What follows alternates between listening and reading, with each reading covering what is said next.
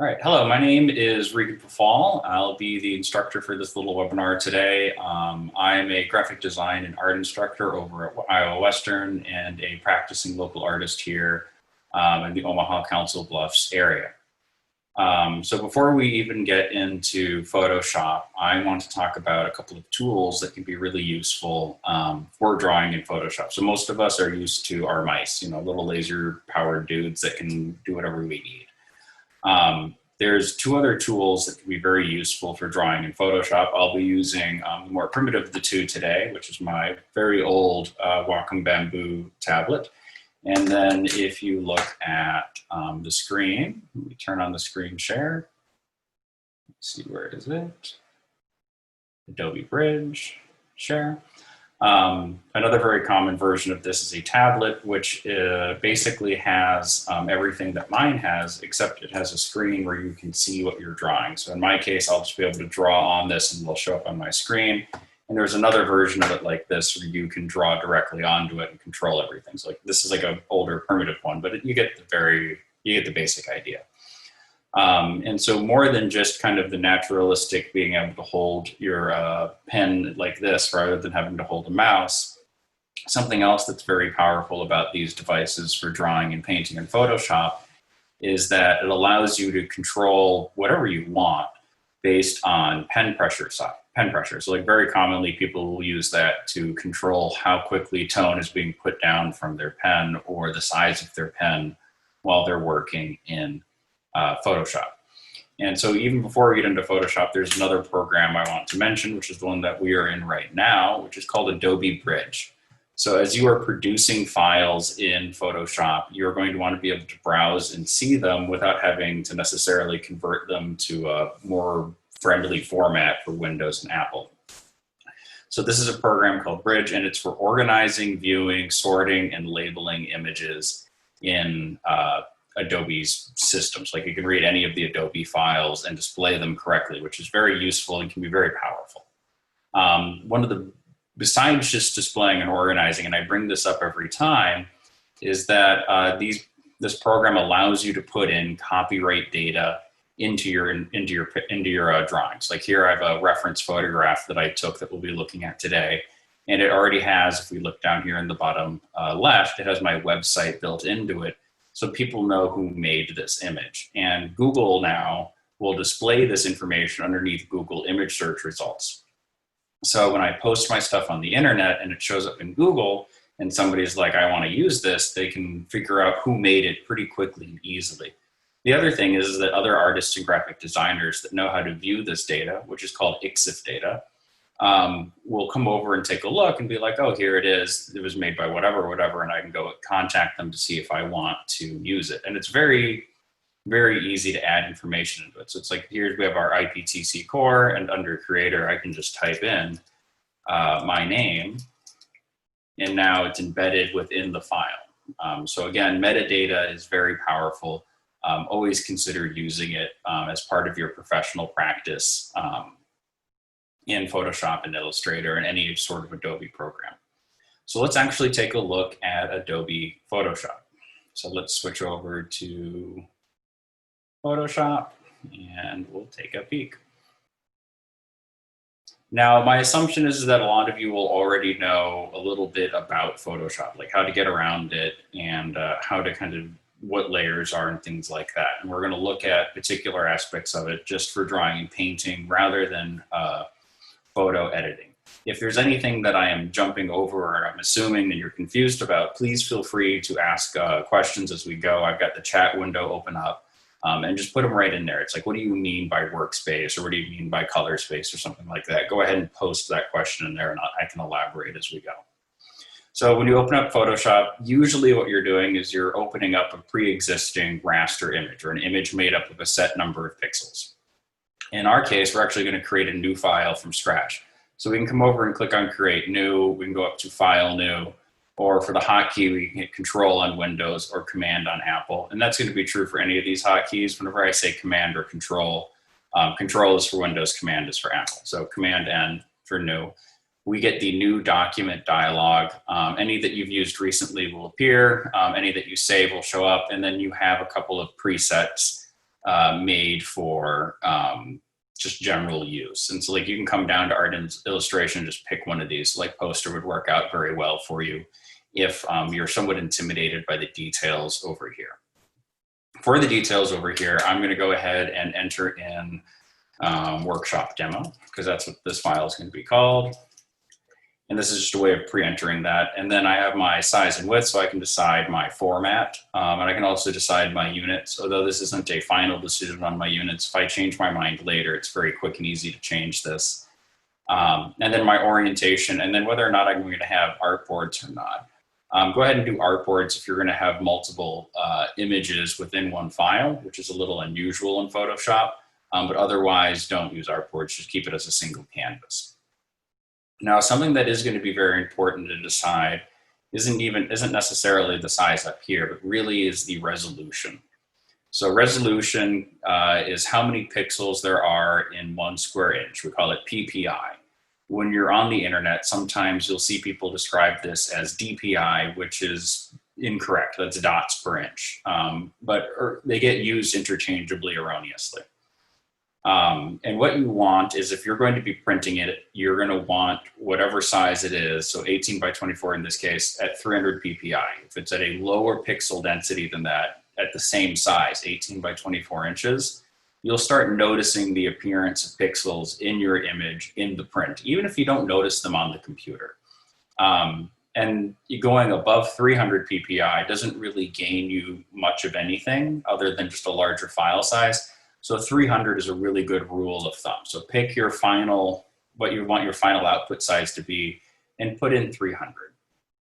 Now, if space is an issue on your computer, or you're never planning on printing, this just doesn't matter that much.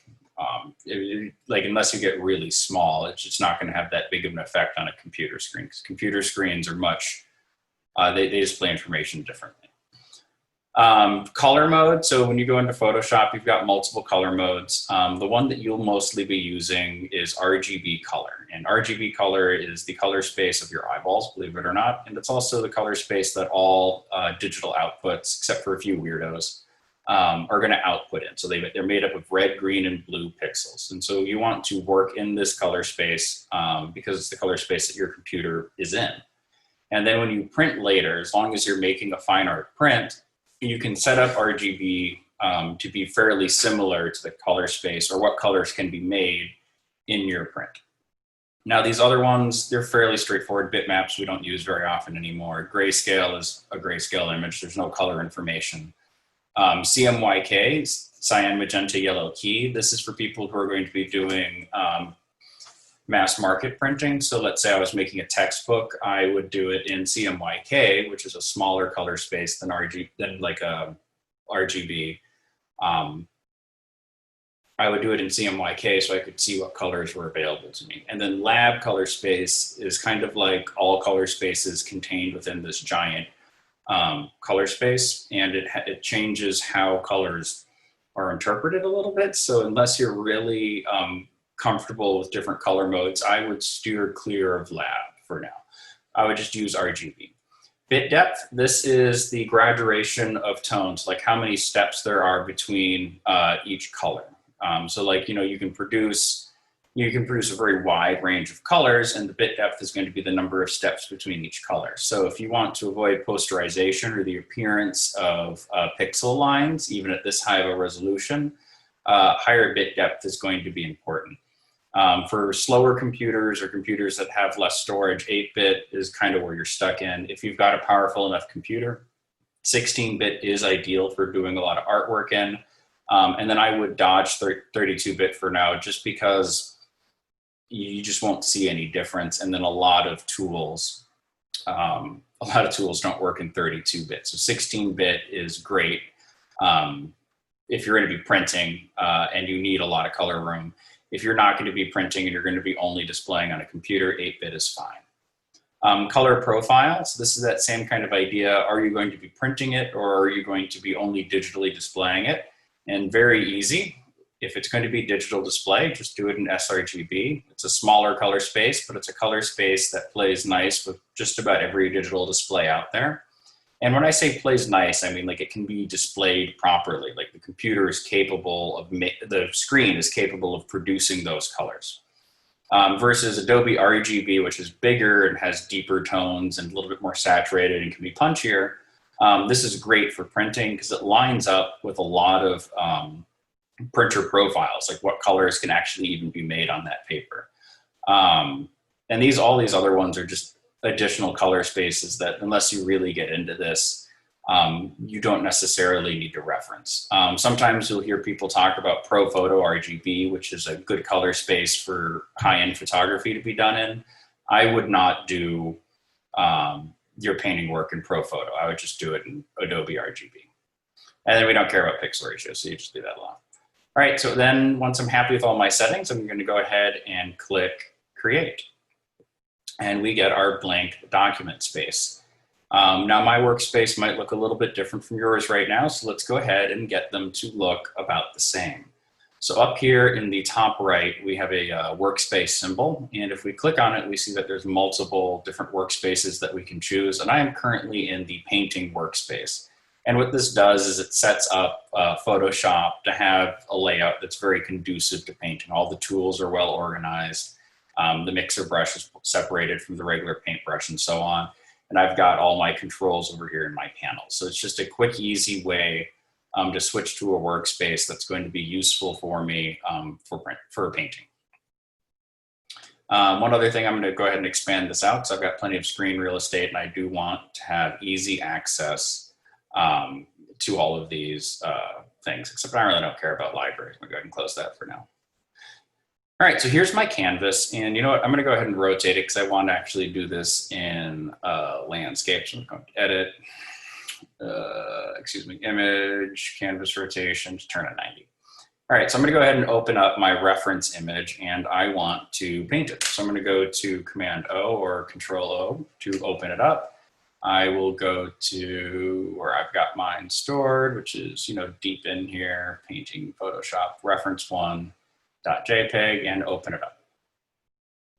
So I could bring and drop this in and paint directly over it. I come from like a traditional background, so I like to look at my references. Like my real preference would be have this on a table, but I don't necessarily want to trace. I want to practice a little bit more about understanding where things are. So I need to set my workspace up to see both images at the same time. So this is where I'm going to come up to Window, and I'm going to go to Arrange, and I'm going to do 2 up horizontal. This will allow me to see both images at the same time. Ooh. And you know what? I want this one on top, so I'm going to click and drag it to be up top. Oops, click and drag it the wrong way. There we go. And then I'm going to click on my circle to make it active. I'm going to hit Command minus to zoom it out a little bit.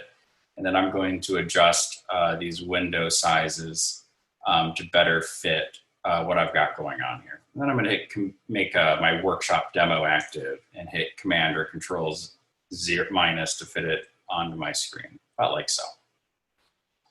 So when you're painting, it's a good idea to plan ahead. So when I'm looking at this piece, I'm going to have a background layer back here, my black. I'm going to have a layer for my table, and I'm going to have a layer for my sphere. And by splitting these up into their own layers, it will be a lot easier to get these clean, hard edges. And then it will be a lot easier to make adjustments to the image as I go. So let's say I end up needing to changing the shading on the sphere. I don't want to accidentally bring in background tone or smear or blur any of that. So I'm going to go ahead and set up 3 layers. So I'm going to unlock my background layer. I'm going to label this one black background. And you just unlock it by clicking on the lock. It's not hard. Then I'm going to make another layer by clicking the plus layer button, and I'm going to label this one table and shadow. And I'm really big about labeling these things because if you're like me and you've been in Photoshop for 15 years and you open up something from 10 years ago and you're like, what are all these layers? More so when you've got like 50 layers in a drawing. It's nice if they're, you know, well labeled. I'm going to make another one, and I'm going to label this one sphere. So to get started, I want to look at the different ways that I can apply tone to my image. And so the easiest one would be to do a fill, but we'll wait on that to do the background. Let's take a look at how we can apply it with our brushes.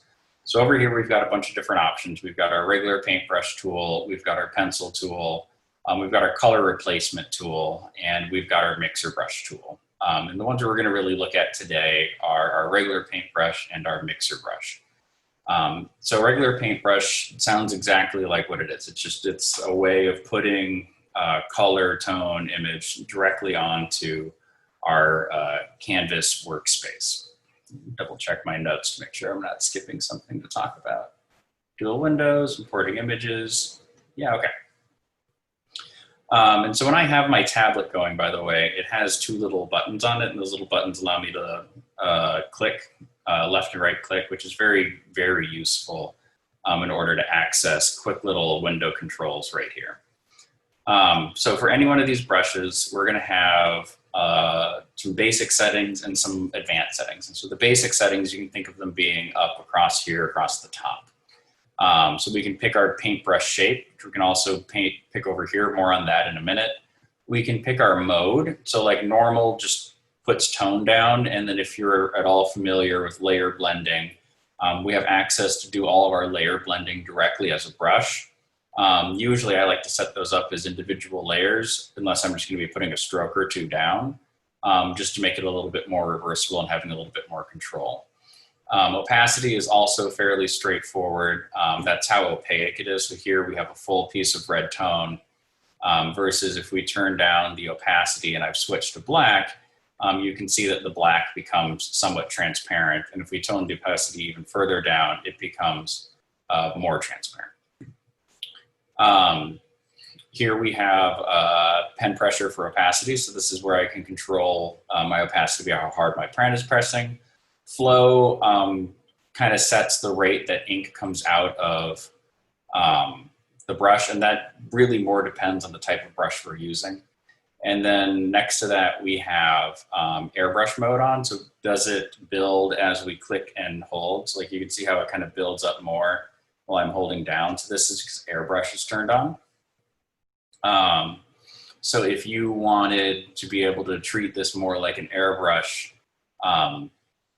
that's what this allows you to do. And then smoothing is very useful. So this is where when I draw a stroke, it will kind of fix some of the jaggedness in my movement for me by slowing down the way the brush moves. So you see how kind of the color being put out lags behind my brush. So that's what smoothing is doing, and it helps make a smoother stroke for when I'm placing stuff down, basically.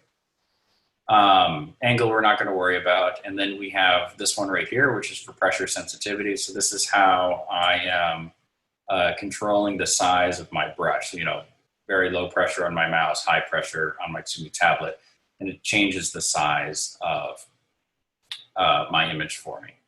And then one other thing that can be very useful depending on what you're drawing is symmetry mode. So symmetry mode allows you to pick a direction of symmetry, and it kind of previews it when you go over it. So horizontal and vertical are the ones you usually see.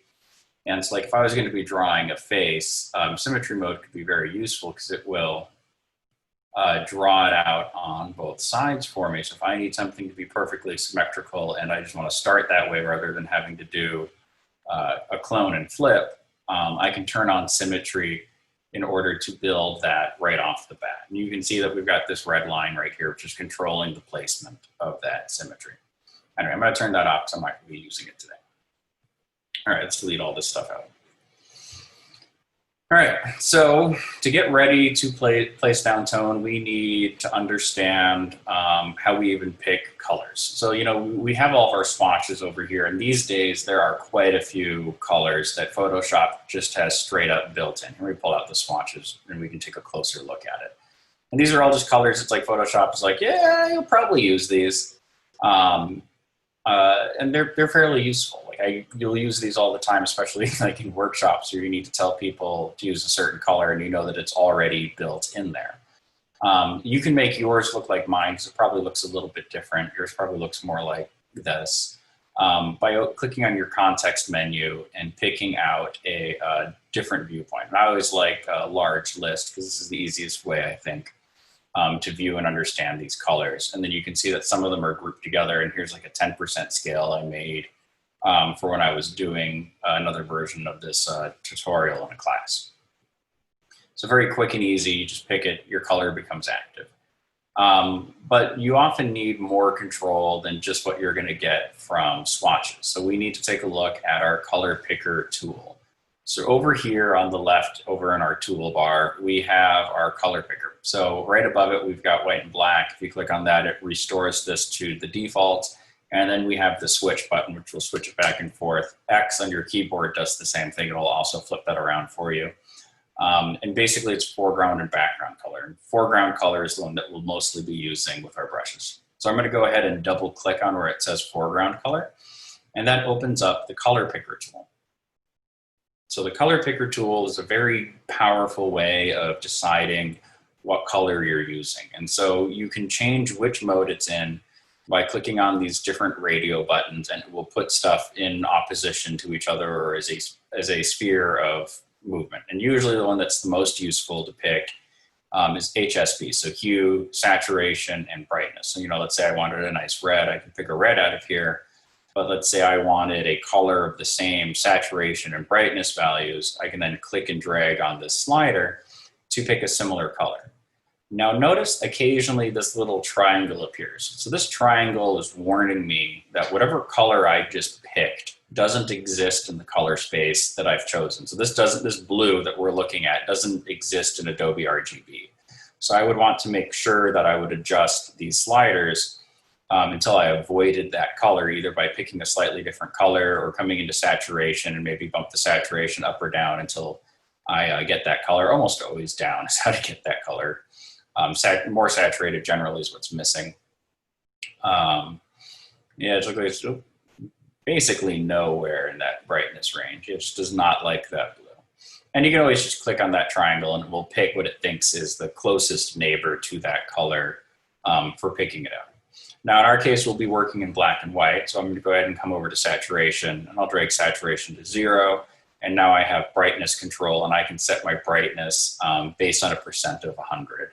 And that just makes my life easy, basically, for picking out and getting out these grays. So to start this drawing, I am going to fill my background black. So I'm going to select my oops, looks like I accidentally deleted that layer. Yeah, I'll just make it again. I'm going to select my black background layer, and then rather than painting in with my brush or whatever, I'm going to come up to edit, and I'm going to go to fill, and I am going to fill it with black. And this is just any selection that I have active or anything else like that. I can use that edit fill to quickly fill that with this tone. Then I'm going to come up to my table and shadow layer, and I'm looking at these tones. And so to get started, rather than trying to paint it in, I'm going to block it in first. So to block it in, I'm going to come over to my brush tool, and I'm going to put everything to its default setting. So 100, 100, smoothing can be whatever you want. And then I'm going to pick a general brush. So over here on our right, or if we right click, we get a similar menu, is our brushes. And this allows us to pick pre-made brushes from Photoshop and other people. And I'm just going to grab hard round pressure size. This allows me to control the size. It's got a hard edge. And what it means by hard edge is that when I paint with it, it's got a nice clean edge to it versus this, which has got a nice kind of goofy soft edge to it. We can control that hardness over in our brush settings panel right here just by clicking and dragging on here or entering in a hardness for us. For what we're doing right now, I'm going to go ahead and leave it at 100. And I'm just going to real quickly paint in, without paying too much attention to this hard line, this tone into this space. So I'm going to go ahead and pick a new color. So I've got I'm going to come grab one of these swatches just because it's quicker. Or I could double click right here and pick a gray that I think will work well, something like that. And just paint in roughly where the table is. I'm going to do this with the tablet. I'm doing that with my mouse. And if I want to quickly change the size, because like this is taking too long, I'm going to click with my, I'm going to right click with my pen tool, my tablet, and make my mouse bigger just so it's quicker. And I'm not, again, not worrying about the placement of that table. And then I'm gonna real quick kind of block in some of this tones. I'm gonna come over to my color picker again and, pick a lighter tone. So there's some lighter colors here-ish. Let's get bigger. In our case, we don't really need that smoothing. It's slowing this down, so we'll turn smoothing down. And we've got some darker tones over here, so same game. I'll open up that color picker and I'll pick some darker tones. I'll block in, where these darker tones are. And what I'm gonna do later is come back and blend these tones together, because it's really quick and easy to block it out. One, for planning, and then two, blending is fairly easy in Photoshop. And maybe I'll come over and I'll pick, again, even a darker color, and I'm gonna kind of real quick sketch in this shadow. I'm probably gonna change the placement of this stuff, but since I'm doing this as a separate layer, it's gonna be pretty easy to modify the placement of this after the fact. Now, what are we gonna do about this disgusting edge? So Photoshop, of course, has selections. So let's go ahead and make a selection about where this table should be. So I'm gonna click my marquee selection tool. And then something that my students always have trouble with is I'm not gonna try to line this up perfectly on this edge. I'm gonna go ahead and click over here in this gray space to make my selection, and it will automatically put it to document edge for me. So I'm not fighting with this to get a nice clean edge, but like trying to get it perfectly on that edge. Again, just click in the gray area and click and drag past it, and it will automatically snap it to document edge. Then I'm gonna go ahead and click my layer mask button, and that masks out that grossness going across the top. You can see we've got a couple of blips in there. So I'm gonna make that layer active again. So you see I've got the layer preview active, not the mask, the preview. So yeah, layer preview, layer mask, layer title. And they all work a little bit differently. I'll go back to brush and hit B on my keyboard. And I'm just gonna fill in the last little bits of those blips. And notice I can paint as much as I want up there, and it doesn't affect anything because it's masked out. So, like if we turn that mask back off, there's all that grossness. So very, very quick and useful for getting nice clean edges. We're actually gonna do the same thing for the circle. So I'm gonna go ahead and click the plus sign, and I've gotta remake my sphere layer. And I'm going to, again, real fast, paint in my sphere. I'm first just gonna use like a mid-tone and draw in a sphere.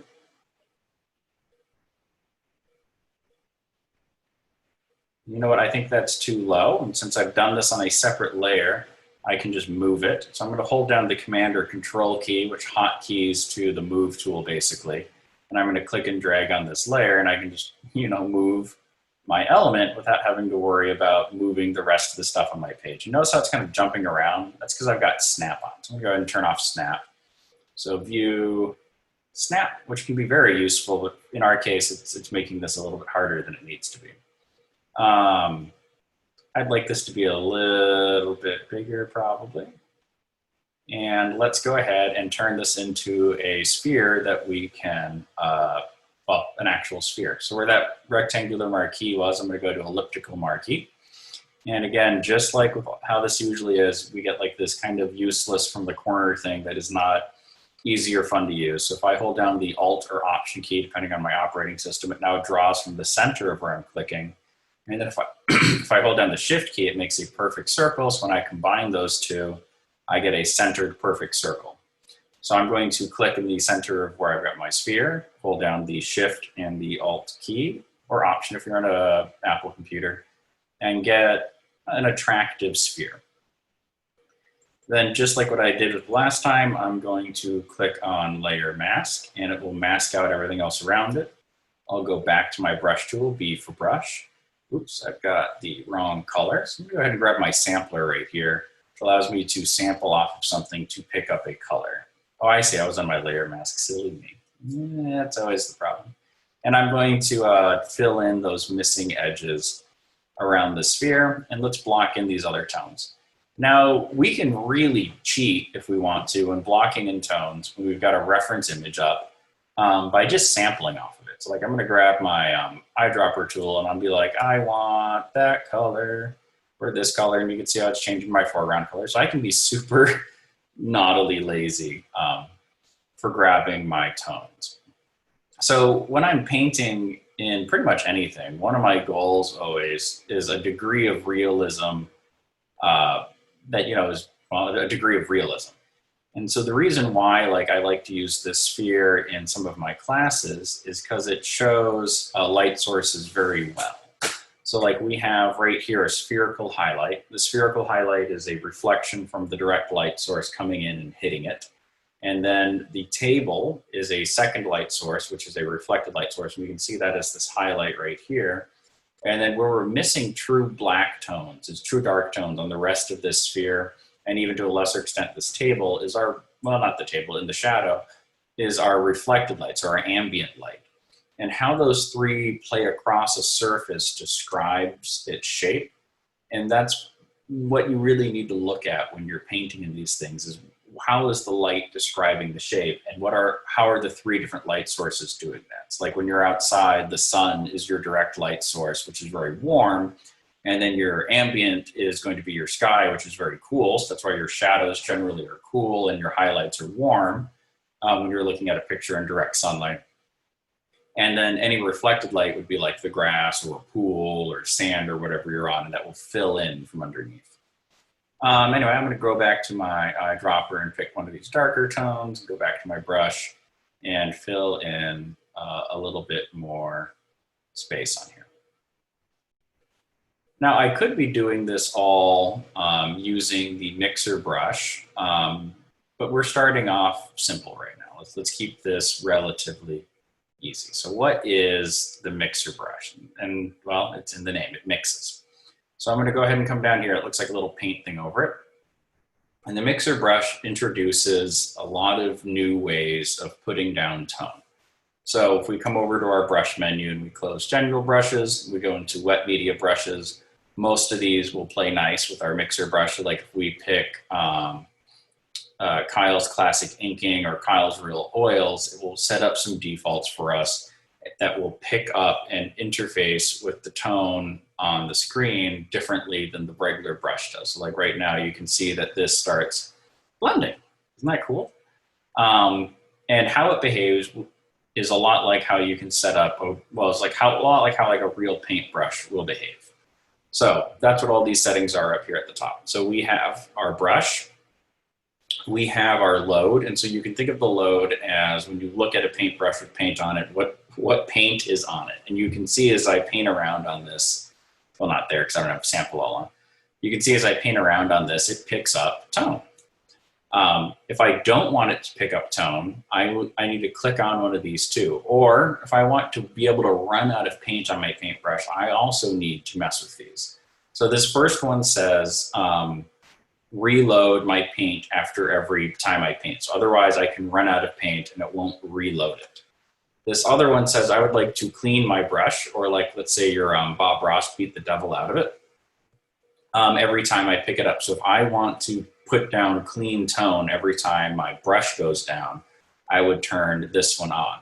If I was just blending, it might be useful to turn off reload, pick a brush over here that I like, and I can come over and start picking up tone for my blending as I'm going through. And you'll notice that it should load up into that space what exactly is on my brush. And you can see like it's very quick and easy to blend with because it will bring over colors for me.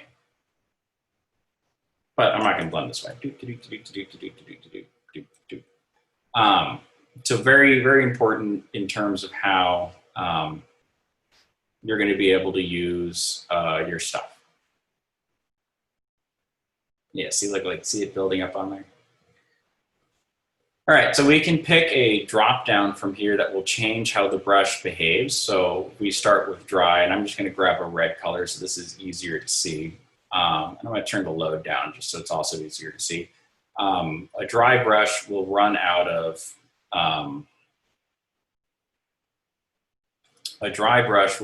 tone quickly. So you see how it kind of tapers off. And the wetter the brush is, the less quickly it tapers off. And the higher the load is, the more paint there is on the brush, which kind of sounds like I'm saying the same thing, but not really. Because how wet it is also how much it will mix with the underlying base. So like if I want a lot of mix, but I don't want to put a lot of tone down, I might turn the load down and drop it down that way. So again, dry, it runs out of color after a while. I got to turn on load. There we go. So it runs out of color. Versus moist, where it will start mixing with the underlying paint. So you see how like it picks up more of that? And then like we get down into the wet ones, it will really start mixing in those other paints. It's almost like you're kind of smearing around the paint on there and just kind of blending it around. Like it doesn't actually put down a lot of tone. So I switched to yellow and didn't put much down. Versus if I come up to moist, which is going to put more down and pick up less. So that's how you're thinking about this, is how much are you putting down versus how much are you mixing. So wetness, if you're familiar with painting, this is exactly what it sounds like, how wet or viscous your paint is. So, you know, like Bob Ross likes to put down a layer of liquid white to blend on. So is his liquid white wet for blending, or is it dry for no blending? Load, I've already said, is how much paint is up on your brush. Mix is the rate that stuff mixes. So this is kind of like, not 100% analogous, but somewhat analogous to like having a very watery paint on your brush and a very thick paint on your canvas. So like thin sticks to thick when you're painting, and invert into like it kind of controls that ratio as if it was thin versus thick. And flow is then how quickly the tone gets placed down onto the brush. The rest of these we're not going to worry too much about today. So again, this is another way of painting in with this tool. So now if I just want to blend, I could set this up to just, you know, pick up paint as I go and blend from there, right? This could be a successful way of blending. It allows me to move tone around. But let's say that I want to do more than just let's say I just want a little bit better control of the process than that. I can use a blending tool. So over here we scroll down, there it is, Kyle's Paintbox Wet Blender. And this is going to pick out a whole new tool that we haven't used before called the smudge tool. And it's exactly what it sounds like. It's like as if this was a wet canvas and you took your finger to it and started smudging it around. So I'm going to increase my size, and using this smudging tool, I can go ahead and literally just quickly start blending out this tone.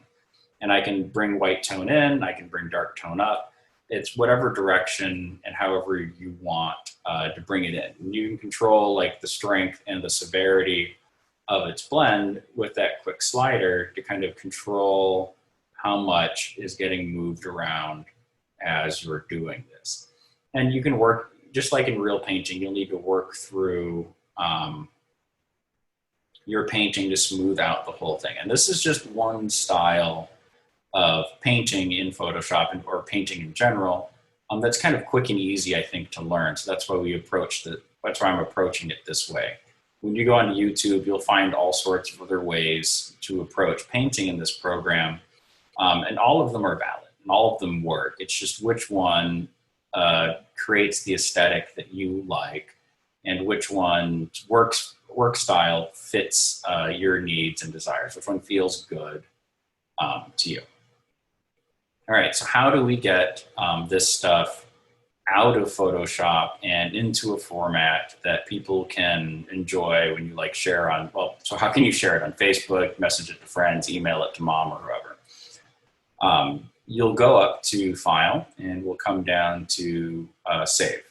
And so when you first save it, it'll be like, what do you want to save this as? And it'll preload in that name that we had from before. In this case, we're going to leave it as that PSD.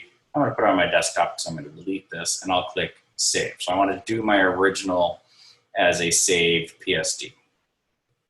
Now to share it on the internet, I would want to come up to File and go to Save As. And I would want to pick JPEG. So JPEG is a universal format, plays nice everywhere on the internet, pretty quick and easy. You might notice a little bit of degradation in appearance. Welcome to JPEGs, but that's what you're sacrificing for it to play nice with everyone else. If you're going to send it off for somebody to be printing and they're a high quality printer, you'll send them this TIFF file, and this will preserve all of that color information that we chose at the beginning. So like Adobe RGB will be saved, and that 16-bit information will be saved. That 16-bit information gets thrown away when we use JPEG, unfortunately. Now, right now, this image is also very large. So if I wanted to send this on the internet, I would also need to be able to resize it. So to resize images in Photoshop, I would come up to File, Image Size, and I would come down and drop my image resolution down. So first I would drop this to 72, and then I would turn off resample, and I would put in my target, actually I want resample on, excuse me. I would put in my target pixel size. So like 1200 is a great size for the internet. 1200 at 72. It's small, it's snappy, but it's big enough that people can enjoy it, but not big enough that people can snag it and you know, steal it and print it. Anything I want to, let me take a look at my notes, make sure we're grabbing everything. Shape tool, black tones, firm outlines. All right, so let's talk about building colors over here that we want to use. So like in this one, we're just using a generic grayscale. So like, you know, if I was gonna not be, look at it go. If I was not gonna be sampling off of here, or let's say I was gonna be sampling off of here, I would want to build swatches for me to be able to quickly access. So let's take a look at another one of the example files, the apple. So I'm gonna go ahead and open up my apple, and I don't need this reference file for now, so I'm gonna go ahead and click and drag it down into this window to keep everything nice and neat. So where are you? There's the apple. And you can see I've already kind of done a quick demo apple in here. But so like we've got these colors over here that I'm going to need to reference as I'm going through and making my painting. So like if I nuke the contents of this painting, select all the pixels, please, not that. There we go, and go away. So let's say I'm getting ready to do this and I need to start blocking it in, and I want to bring these colors over, but I want to save them. I'm going to go ahead and grab my eyedropper tool, and I'm going to sample the colors I'm going to use. So like I'll come in here and I'll grab that nice yellow orange, and I'll click over here in my swatches menu, the plus new swatch. I'll label this apple yellow, and I'll grab this nice delicious almost out of gamut red. I'll click my swatch and I'll label you apple red. And I will grab a darker one and I can label this apple dark. And then I can grab, you know, the green as well and apple leaf. Now this isn't to say that picking that dark color is actually the best way to create this shade, this darkening of the red. So, you know, let's say that I had this apple going, and let me go ahead and grab apple red. I'll come up to edit fill, and I'm going to fill in that with my foreground color, so it's red. Let's say that I did want to start, you know, looking at generating this darker color. I could also pick its opponent. So like this is where I would grab a green color, and I could grab my brush.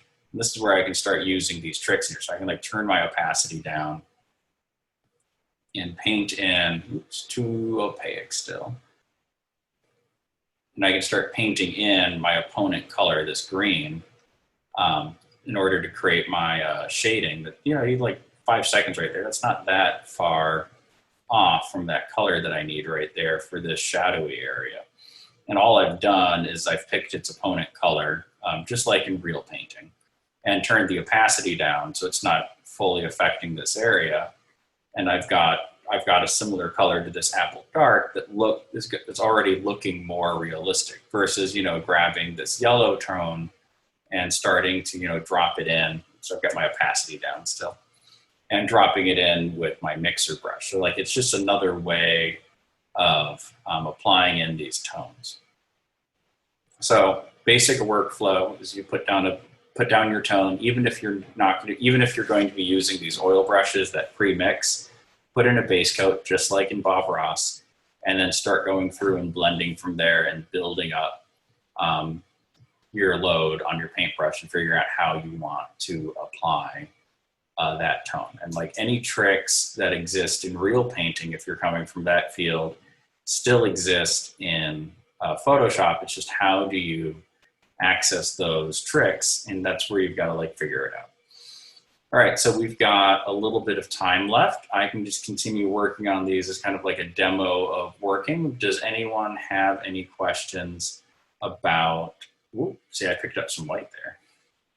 Does anyone have any questions about how all of this works before, I just kind of go to town on this stuff?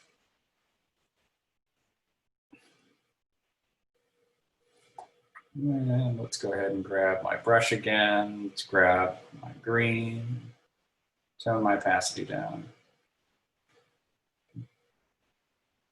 Why don't we actually just do that with the mixer brush? That is way too much.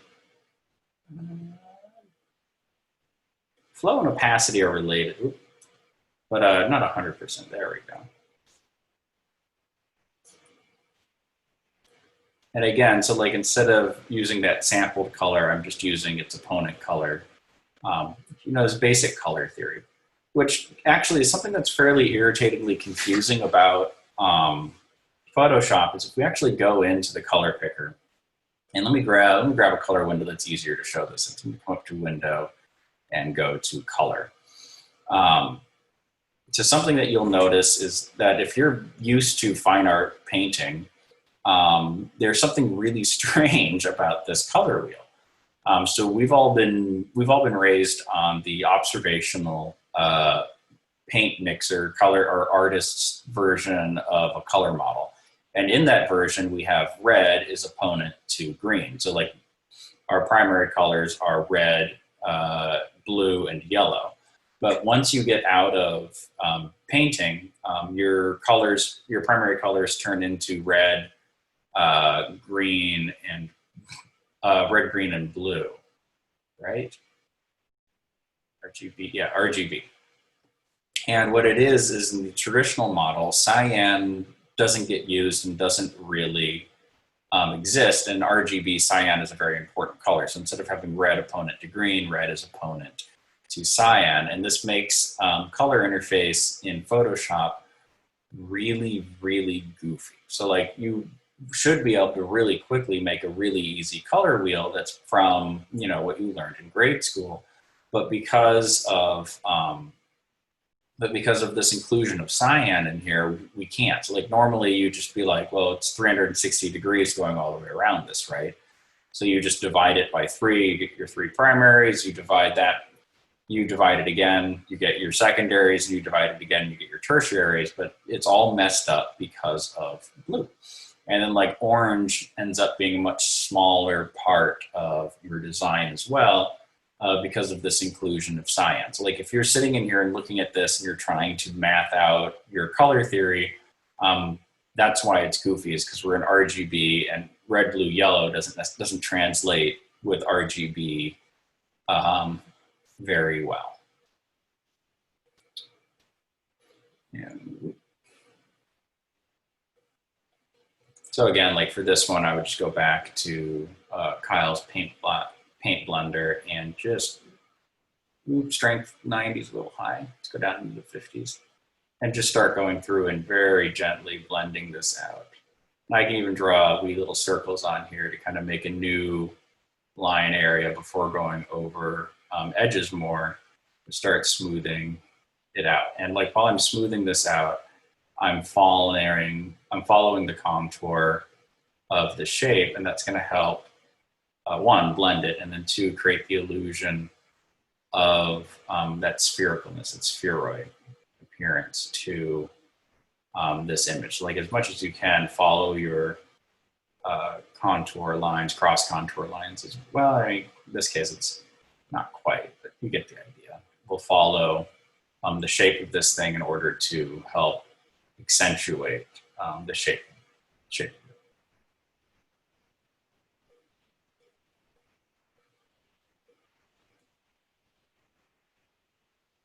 All right, well, if we don't have any questions, I think we are going to wrap up and call this a night. 'Cause I can't imagine it's super enthralling watching me paint a real quick sphere again, which I've painted, I don't know how many times now for my classes. So if you don't have any questions, we're gonna go ahead and wrap it up. Anyone have any last thoughts before we go? All right, again, all the files are in the link. They'll stay good for quite a while. And then if you want, feel free to reference the video on Facebook and use the files to do this kind of on your own if you weren't able to follow directly along or if you're coming to it after the fact. Have a good night, everyone. Hope this has been very useful for you.